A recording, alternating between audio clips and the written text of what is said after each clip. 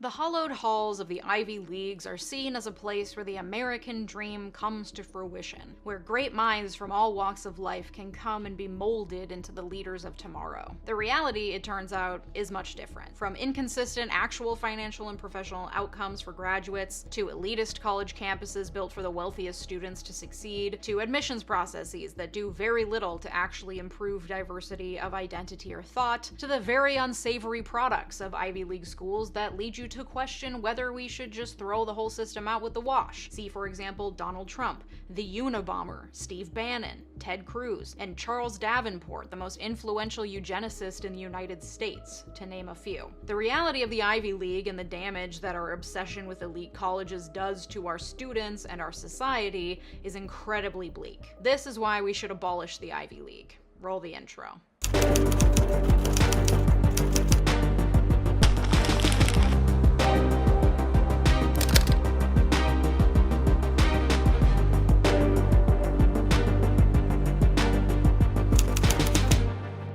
Thank you to my partner on today's video, Beam. I was recently diagnosed with ADHD, and one side effect I find particularly challenging is the fact that I cannot turn my brain off at night when I'm trying to go to sleep. That constant rumination keeps me awake too late or wakes me up in the middle of the night and keeps me from sleeping. And when I don't get enough sleep, boy howdy, I'm a nightmare. I can't function, I'm more emotional, I eat a ton of sugar and caffeine to try to compensate for how tired I am, which just ends up making me feel worse. I hate it. So sleep is a huge priority for me, so I can wake up feeling my best and continue to deliver you this excellent content. And that's why I love Beam's Dream Powder. Dream is a cup of healthy hot cocoa, formulated with things like reishi mushrooms, magnesium, L-theanine, and melatonin that help you get your best night's sleep. I love the original cinnamon cocoa flavor, and the chocolate peanut butter is also a fun treat. And with no added sugar and only 15 calories, I can drink it right before bed without it spiking my glucose levels and keeping me up. But it's also delicious, and I love a little sweet treat right before bed. I genuinely fall asleep faster with Beam, which helps so much with getting the rest that I need to wake up feeling refreshed and not groggy. With more sleep, I notice more balance in my mood, and I'm generally happier and less stressed, which is amazing. In a clinical study, 93% of participants reported Dream helped them get better sleep. Click my link below or scan the QR code to shop Beam's biggest sale of the year, just in time for the holiday season. Get up to 50% off. Don't miss out on this limited time offer. The discount is auto-applied, no code necessary. Thanks again to Beam for partnering with me on today's video. Today, I'm gonna discuss my own experience with education and prestige, having gone to law school and also a prestigious undergraduate school. Then we'll get into where the Ivy League even comes from and how even its origins are problematic, plus why there's so much hype about them in the first place. And then we'll get into the actual societal harms that come from concentrating so much power in the hands of a few schools and what needs to change. My experience with the Ivy League is I didn't go to there. And it might be easy to then try to write me off as either not knowing what I'm talking about or I'm just jealous because I didn't get into my dream school or something, and that's not the case. Well, not exactly anyway. I went to Vassar College in undergrad, one of the 7 sisters, formerly all-female schools that were created to provide women with the education that they were denied by sexist policies in the Ivy Leagues. And it's also part of a group of small colleges called the Little Ivies, which is frankly patronizing. No thank you. It's a prestigious school, but it's not an Ivy League. I toured Brown, but the guy who gave the tour was wearing an Argyle sweater vest and not in an ironic way, so I knew it was a little too square for me. But I felt right at home with the queers at Vassar. Law school was another story. If the disease of prestige obsession hasn't bitten you yet, it will when you think about applying for law school. Some of my peers at Vassar got into Ivy League law schools, and there was a period of time when I thought that the only option was for me to get into an Ivy League law school as well, and if I didn't, then like, what even was I doing this for? It would mean that I wasn't destined for greatness, and that just wasn't an option. It's a disease. I cried when I got my LSAT score back. I scored in the 90th percentile, and I cried because I knew it wasn't good enough for the Ivy Leagues, which typically only accept scores in the 95th percentile and above, unless of course you have a backdoor in, which we'll get into. It's a disease. Once I got over that and realized that I could do a lot of good in the world without an Ivy League education, my practical brain turned back on and I decided to go to a school where my LSAT score would get me a full ride scholarship, because I didn't know what exactly I wanted to do with my law degree, so saddling myself with 6 figures of law school debt seemed like a bad idea. And therein lies one of the many issues with Ivy League schools. Had I gotten a score good enough to get into an Ivy League school, but not good enough to get a full ride to said Ivy League, which you only get it generally if you get a perfect score on the LSAT or damn near it, then would I have been drawn in by the prestige and decided, fuck it, give me $150,000 of debt, I want Columbia on my resume? Honestly,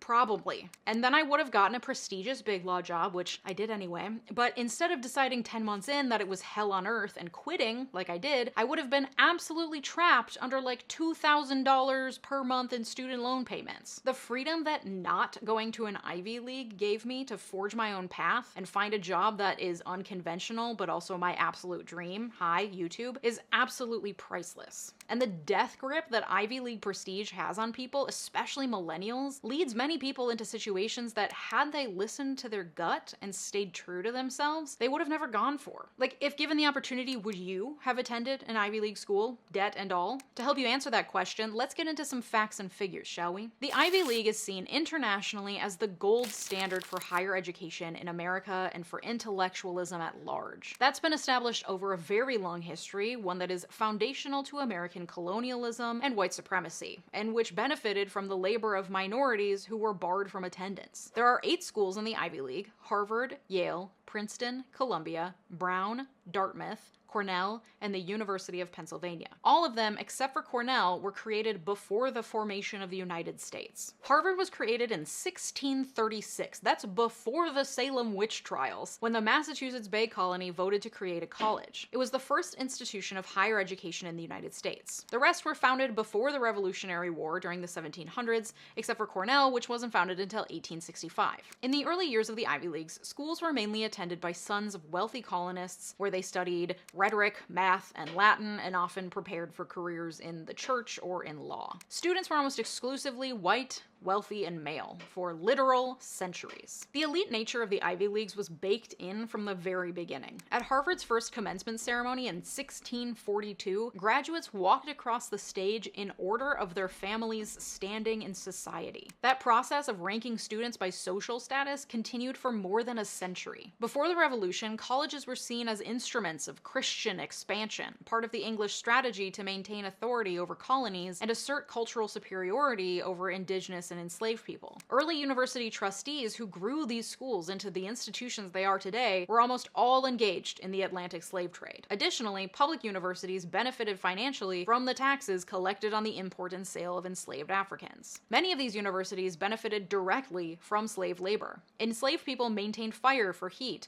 hauled water, prepared food, cleaned, mended clothes, built and repaired the buildings, maintained the grounds, cultivated the land, and kept the animals on rural campuses. While doing so, the very institutions that could run because of the labor of enslaved people were developing the theories that justified white domination of native lands and exploitation of slave labor, including eugenics and polygenesis, theories that posit that white people are biologically superior to other races. And these theories were legitimized because they came from the most prestigious colleges in the land. They got the old Harvard stamp of approval, all the while receiving endowments from slave traders for their medical schools and science facilities who were coming up with these ideas to begin with. Recent graduates of the schools would use their school connections to apprentice and work for alumni who had made their fortunes in the Atlantic slave trade. The wealth of cotton planters was given to schools to expand their infrastructure. These schools became hostile to abolitionist activity and rhetoric, instead favoring the American Colonization Society's plan to send free blacks back to Africa.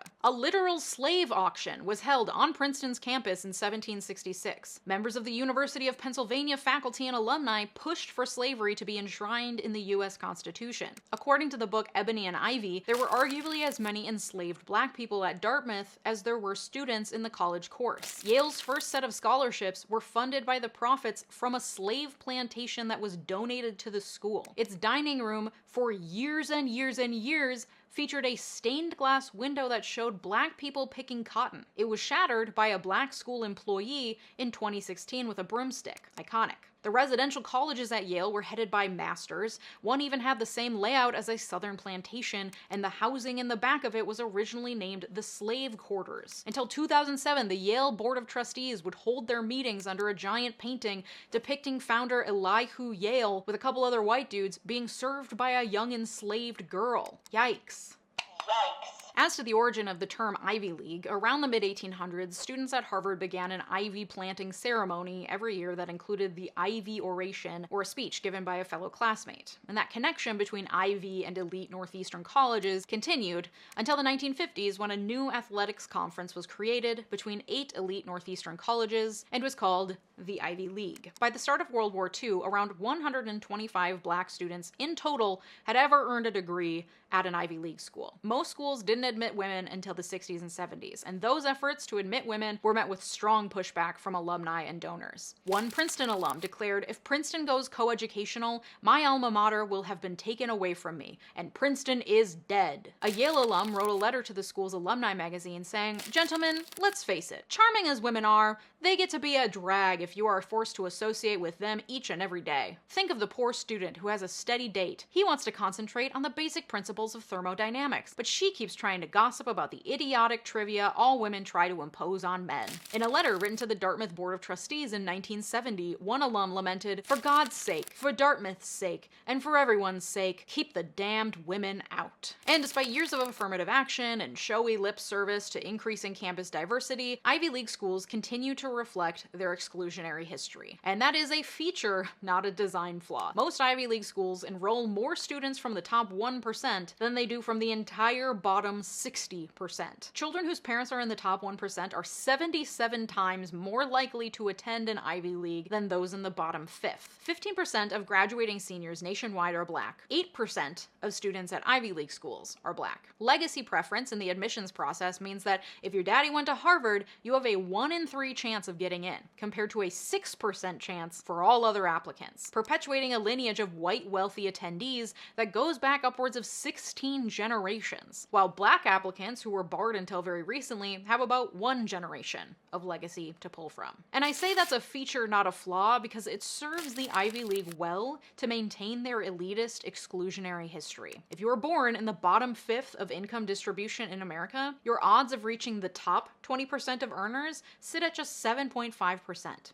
It's a lot easier to maintain wealth than to grow it from nothing. So favoring wealthy students means producing wealthy alums who will donate money into the multi-billion-dollar endowment funds that each Ivy League school has. Funds that grew massively during the pandemic to support institutions that also receive federal taxpayer dollars and insane tax exemptions, all while providing education to 0.4% of the college students in America. 8 Ivy League colleges enroll 68,000 undergrads out of 17 million total undergrads in the country, or 0.4%. And that exclusivity is part of the design. Each of the Ivy Leagues have the funds to expand and provide education to more students, but as anyone who knows a thing or two about economics knows, exclusivity breeds demand. And boy, is there demand. Harvard University accepted just 3.2% of applicants for the 2026 undergraduate class. And with that level of supply and demand, you can charge pretty much anything you want. And they do.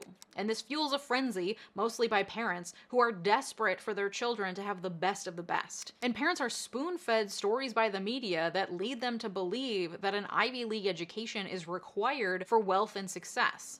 For example, a 2015 Washington Post article was titled, "This chart shows how much more Ivy League grads make than you." The article went on to show that 10 years after graduating, the median annual earnings for an Ivy League graduate were $70,000 per year, while those who were in the top 10% of their Ivy League class were closer to $200,000 per year, compared to the median for graduates of all other schools, which sat at $34,000. However, a paper published in 2011 showed that when you take student quality into account, there is virtually no earnings advantage to graduating from an elite college. So, for example, students who applied to elite schools, got in, but then didn't go to them, had similar earnings outcomes as if they had attended the elite schools. And even more interestingly, the study found that students who applied for Ivy League schools and were rejected from them went on to earn similar amounts of money as if they had actually attended those Ivy League schools, indicating that outcomes had more to do do with the audacity of the student than the quality of education or connections that an Ivy League education purportedly provides. Of course, there are many caveats to this study, especially regarding minority, poor, and first-generation students. But it also elucidates another important point regarding the hype of these Ivy League schools. They don't actually offer a remarkably better education than non-Ivy League schools, especially when you take into account the incredibly toxic world of academia, where many of the professors have outsized egos and are required to care more about getting published than about being good at teaching in order to secure their tenured position at an Ivy League institution. And many famous thinkers and leaders have come from the hallowed halls of the Ivy League, including every president since Ronald Reagan, including Donald Trump, which should tell you all you need to know about nepotism and the quality of an Ivy League education, because I'm not convinced that that man can read words. But while it can be easy for parents to point to all the important famous people who went to an Ivy League school and think that's the only option for their precious bundle of joy to ever achieve wealth and success, if that's all you want for your kid, which is kind of sad, but okay, it can be easy to think that the Ivy League is the only way. But the stats really don't back that up. When analyzing 2,300 government officials, CEOs, and other of society's perceived leaders, researchers found that just 17% held an undergraduate degree from an Ivy League or Ivy Plus school, which includes schools like Stanford and MIT, which aren't technically in the Ivy League, but might as well be.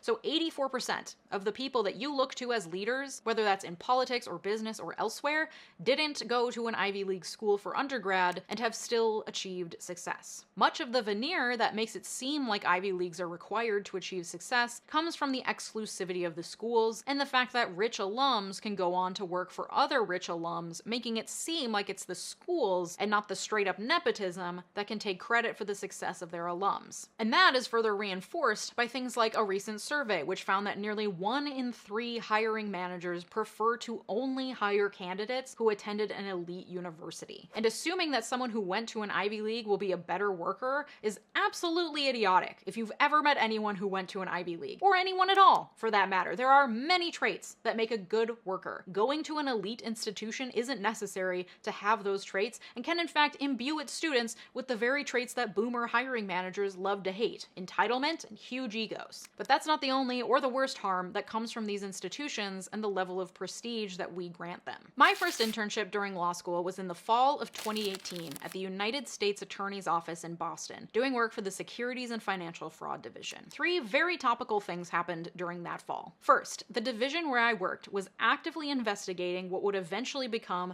the Varsity Blues college admissions scandal. It was very thrilling to get a behind-the-scenes look and to watch when it broke on national news, and that's all I can say because I definitely signed some NDAs with the federal government. Second, Brett Kavanaugh's confirmation hearings were all anyone could talk about. It was incredibly re-traumatizing to watch a woman recount on national television the sexual assault she had experienced, be questioned and disbelieved, receive death threats about it, and then watch a whiny little white man throw a tantrum about it and then get his way. A man who is the product of not only the Ivy League, but also the feeder prep school system that supplies the Ivy League with its future wealthy donor class of alums. It vividly depicted the outcome of the Old Boys Club, fumbling your way into the United States Supreme Court despite credible assault accusations. And that's not the first time we've watched someone who was the product of the Ivy League make it into the Supreme Court despite credible assault allegations. And then third, during that fall of 2018 at the federal courthouse in Boston where I was working, I got to watch live the opening arguments for the trial that would eventually make its way to the Supreme Court in Students for Fair Education versus Harvard, which the Supreme Court decided this year and ruled that affirmative action was unconstitutional. It was a wild couple months. The Varsity Blues case in particular was a vivid example of the lengths that parents are willing to go in order to get their kids into prestigious schools no matter what. Even though, as we've talked about, the fact of going to an Ivy League school doesn't necessarily mean much, and your kids' tenacity and the wealth they were born into have much more correlation with long-term wealth and success if your definition of success is being a CEO. To review, if you don't remember, back in 2019 it broke that an independent college advisor named Rick Singer used bribery, money laundering, and document fabrication to get students admitted to elite colleges, including Yale. The scheme involved bribing college athletic coaches to recruit a student for their sport, despite the fact that the student had no experience or skill in that sport. This was often done for teams that received less scrutiny, like water polo and rowing, where apparently schools paid very little oversight and coaches were able to pocket tens of thousands of dollars in exchange for saying, yeah, we need this kid, he's really good at water polo. Singer made a reported $25 million on this scheme, which also involved photoshopping students' faces onto photos of someone doing the sport they're alleged to be good at, and bribing proctors at a couple testing facilities to correct student answers after they took the SAT or ACT. Singer would arrange for the student to fly, usually with their family, to one of the few locations where he had found bribable proctors, and the parents would lie and say they were there for a wedding or something so that this kid had to take the test in this new location. None of the kids or the schools were charged. Parents, like Felicity Huffman and Lori Loughlin, did prison time, and Rick Singer was just sentenced earlier this year to 3.5 years in prison for the scheme. And this whole scheme just underscores how absolutely cutthroat and absurd the competition for Ivy League placement is, especially among wealthy parents. Because when you come from a poor or modest background, getting into any elite college will impress your family and friends. But when you're rich, and therefore the chances of you getting into an Ivy League are 77 times higher, it becomes less about whether your kid gets into an elite school, and instead a matter of which one. It's a way for the uber wealthy to create class structures within the upper echelon of the socioeconomic divide, which is so out of touch with reality that when the rest of us learned that one family was willing to pay Rick Singer $1.2 million to get their daughter into Yale on false soccer credentials, it's hard to imagine what world you'd have to live in where that would make any sense. The answer to that is the world of the 1%, where they spend whatever money they have to get their kids into the right schools. Because the irony in all of this is that not only do Ivy League schools not guarantee success, but these parents already had all the money they needed to legally give their children every possible opportunity for success that the rest of us could never dream of having. Private feeder prep schools filled with wealthy alum and Ivy League connections, private tutors for every class, and tutors for the ACT and SAT, impressive, expensive extracurriculars like service trips and water polo, advisors that help craft perfect personal essays and resumes, money to donate to the school, which often bumps the kid ahead in line. And yet they still felt the need to spend hundreds of thousands of dollars in some cases to get their kid into elite schools, instead of maybe just accepting their kid for who they are, which maybe is just someone who isn't interested in achieving the highest possible academic milestones imaginable in order to impress all their parents' friends. And all of this money the parents do spend on legitimate things that they know colleges view favorably, like private schools and tutors, means that those few of us who muscled our way out of lower income households and public school and into more elite colleges got there and realized we were in way over our heads. I started Vassar having never written a research paper before. When I was assigned one my first semester, I looked around and everyone seemed to know what to do. At my first ever class in college, my freshman writing seminar, a girl from Manhattan was literally wearing furs. Meryl Streep's daughter was the year above me. Like, I was encountering wealth that it hadn't even occurred to me even existed in the world. My mom cleaned houses for 30 years. When I was 13, she cried in a JCPenney's because her credit card was rejected while she was trying to buy me a winter coat. To say I felt out of place would be an understatement.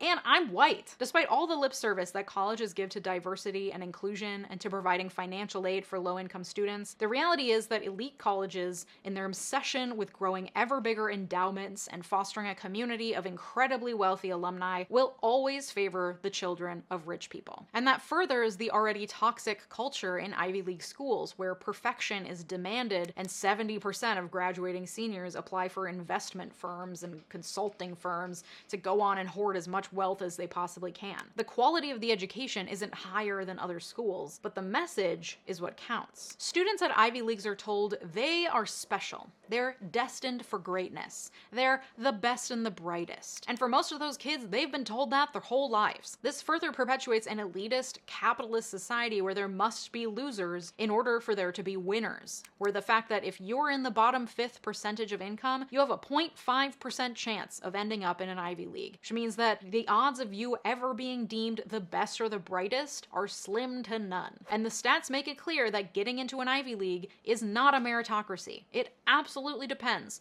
on who you know and the money your parents were able to throw at your education. This out-of-touch narrative that the Ivy League is built on meritocracy is best illustrated by a quote from Brett Kavanaugh himself, who said, "I got into Yale Law School. That's the #1 law school in the country. I had no connections there. I got there by busting my tail in college." His grandfather literally went to Yale Law School. And Brett himself went to a feeder prep school so prestigious that he's not even the first Supreme Court justice to have gone there. But elite schools present their admissions processes as though it is a meritocracy. Like, they only pick the best and the brightest, need blind, everyone gets a fair shot. Which then further legitimizes the elitism that graduates of those schools go on to reinforce in our society, even though most of them are in there because of nothing other than the dumb luck of the circumstances of their birth. It's what 𝗦𝗦𝗢𝗓𝗏, author of the book Poison Ivy: How Elite Colleges Divide Us, calls the illusion of opportunity. He goes on to say, I really think it's important that people understand that the concept of merit doesn't exist. It doesn't come from God. It doesn't exist in the ether. People construct it, and the elite have constructed it to serve their interests. Who says that SAT scores are really a measure of whether you deserve to be in college? They don't predict anything. They're actually a terrible predictor of college performance. High school rank is a better predictor, but then it would legitimize the candidacy of every valedictorian in the United States, and they don't want to do that, because God forbid the top achiever in the graduating class from the worst high school in South Chicago thought that they had an equal footing with a mediocre graduate from a feeder school like Georgetown Prep, like,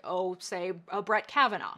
God forbid. And the arrogance that this message sends to graduates of Ivy Leagues is palpable in the Donald Trumps of the world, in Elon Musk, who is incapable of admitting when he's wrong, men who think they're the smartest guys in the room. 𝗦𝗢𝗢𝗓𝗏, author of Poison Ivy, points out the harm that this creates. I think what we've created in America is a likelihood for a certain type of affluent kid that they never encounter any disadvantage or cognitive dissonance in their life. They just feel completely confident about their status in the world, and their value systems are skewed. American taxpayers give elite colleges about $20 billion a year in tax breaks. I'd feel a little differently about it if they made a bunch of rich white kids into teachers and do-gooders. They don't do any of that. An article from The Atlantic clearly lays out the disconnect between Ivy League admissions committees and the reality of the students they're accepting and rejecting. From the perspective of prep schoolers who have no grasp of the challenges presented by economic scarcity, the collegiate honor roll lacrosse captain easily surpasses the Benjamin Benneker High B+ student who lives in a shelter and works at Target after school to help out her single mother and younger siblings. The fantasy that all young people are running the same race blinds many university trustees, administrators, and admissions committees to the reality that they undervalue students who always have to run uphill. The article goes on to say, elite universities should not be asking, why do we have so few low-income students, but how do we have so many wealthy ones? There is no relationship between being intelligent and inheriting wealth. Therefore, the only logical explanation for the disproportionate abundance of wealthy people in elite colleges and universities is that these private institutions consistently overvalue the performance and qualifications of youth from higher income brackets. And this problem is getting worse, not better. In 1985, 46% of incoming freshmen at the 250 most selective colleges in America came from the top quarter of income distribution. By 2000, it was 55%. The more prestigious the school, the more unequal its student body is likely to be. And this reality hasn't been improved by programs like affirmative action, which tried to level the playing field a bit by allowing race to be a consideration in college admissions. Affirmative action was ruled unconstitutional in violation of the 14th Amendment's Equal Protection Clause in Students for Fair Admissions versus Harvard,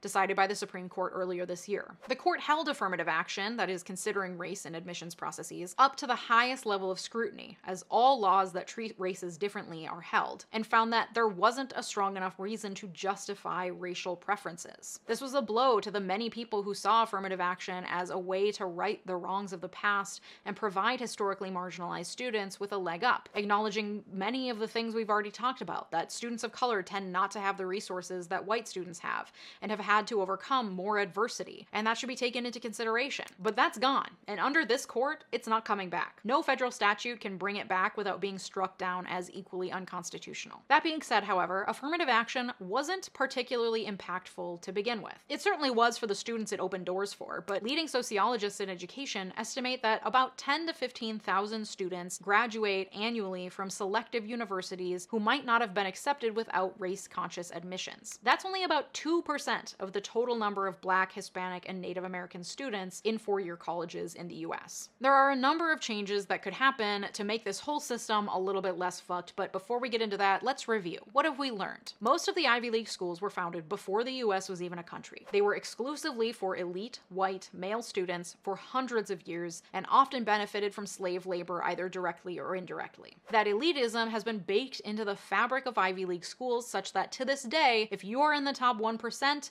you are 77 times more likely to go to an Ivy League school than those in the entire bottom 60% of the population. This elitism is then reinforced by Ivy League graduates who are given outsized roles in society because of the prestige these colleges have. Prestige that the colleges themselves fabricated through extreme selectivity and wealthy alumni networks. Only 16% of those who we consider leaders, politicians, CEOs, etc., have an Ivy League degree, disproving the idea that you need to go to an Ivy League school to succeed. Those few lower-income students who do make it in are often alienated and ill-equipped to engage with the campus community because it is inherently built for the children of wealthy people. Affirmative action did little to counteract this reality and is gone for good. The confirmation of Brett Kavanaugh, the Varsity Blues college admissions scandal, and most recently the overturning of affirmative action have all contributed to the growth of important conversations about the role that wealth, prestige, and status plays on our country's most elite college campuses. And it has led to a growing push to end legacy admissions and preferential treatment for the children of major donors. As I said, you have a 1 in 3 shot of getting into Harvard as a legacy applicant compared to 6% for everyone else. This further reinforces economic inequality by giving preferential treatment to kids who are likely already wealthy and privileged, at the expense of more qualified students who would have gotten in but for the spaces taken by legacy kids. Historians have actually traced legacy preferences back to the 1920s, used by elite colleges as a means of limiting the number of Jewish students that they admitted. Public opinion is firmly against legacy admissions. A 2022 Pew poll found that 75% of Americans oppose legacy preferences. Even on Harvard's campus, a recent poll found that 60% of students were against the practice. A bipartisan bill has been introduced that would prohibit colleges receiving federal money from giving preferential treatment to legacy students or donors. It was introduced in 2022 and died in committee, but in light of the overturning of affirmative action, it was again introduced this summer, and it's currently in committee.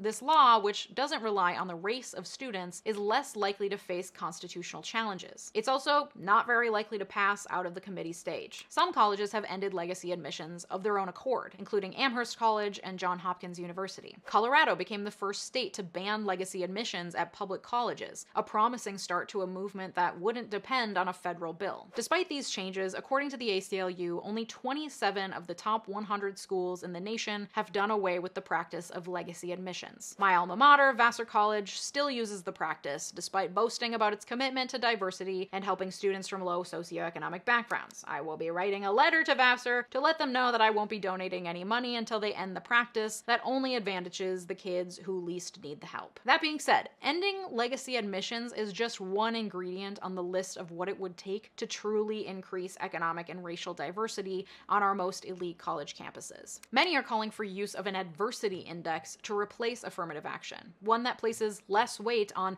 water polo and other extracurriculars only available to rich kids, and that takes into account the socioeconomic status of the student's family and neighborhood and the adversity they had to overcome to achieve what they did in high school. This would of course also benefit low-income white students, but given the fact that any attempt to control for race will likely be considered unconstitutional, an adversity index would be a step towards increasing overall diversity on campuses. In addition to this, elite schools with their billion-dollar endowments could do more to engage with communities of color and low-income students to provide the resources necessary for the best and brightest in those communities to be successful, both in the application process and also when they arrive on campus. Additionally, hiring managers can do their part to put less emphasis on the weight of elite schools listed on resumes. There are hundreds of thousands of other candidates out there who are every bit as intelligent and capable, and having Harvard on your resume doesn't guarantee you'll be good at a job. In fact, you might be a nightmare to work with. Placing less emphasis on the pedigree of school and more on the demonstrated character and quality of work will create less of a frenzy around getting into Ivy League schools and increase diversity of identity, thought, and experience in the workplace, which frankly would be economically beneficial too. This goes not just for hiring managers looking at undergraduate degrees, but also those hiring people with law degrees and other advanced degrees. I will say, when I worked as an intern during law school at the U.S. Attorney's Office in Boston, my boss did say that he liked me better than the Harvard kids. Just saying. I do also have hope that the obsession with prestigious colleges has worn off a bit for Gen Z and kids younger than them. Millennials bore the brunt of fuck around and find out when it comes to student loan debt, and a lot of people in hindsight see that they would have been better off taking a year or two to think about what they wanted, or going to a trade school that isn't prestigious but gives you actual hands-on skills that you can immediately apply and that can lead to entrepreneurship and other opportunities that a liberal arts degree won't get you. It's actually unhinged from a financial investment standpoint to go tens of thousands of dollars into debt for a degree that you have absolutely no plan for, which was the experience for the vast majority of millennials who went to college because we were told it was the only way to get a job. That's bullshit, and I think younger generations have learned from that mistake, so maybe there is hope for us yet. So to review, what can you do? First, take a sec to pause and ask yourself, despite how it might have been for you, what kind of world do you want to build for the next generation of students? Okay, great. Here are some next steps. Call your representative and senators and tell them you are in favor of House Bill 4900 and Senate Bill 2524, both named Fair College Admissions for Students Act. This is especially important if your representative sits on the House Committee on Education and the Workforce or the Senate Committee on Health, Education, Labor, and Pensions. See if there's a movement in your state to end legacy admissions for public schools at the local level. If you went to one of the top 100 schools that still use legacy status as a factor in their admissions process, write them a letter. Call them up. Don't donate to them until they've done away with the practice. Reach out to your college buddies and have them do the same. Write an op-ed for your alumni magazine. Gross men in the 1970s did it to protest women getting allowed in. You can do it too, this time for a worthy cause. While you're at it, ask them what they're doing to recruit low-income students and students of color. If you have a hand in hiring people in any capacity, push to create more inclusive standards that don't rely on the pedigree of a candidate's college or university. If you have kids, focus more on who they are,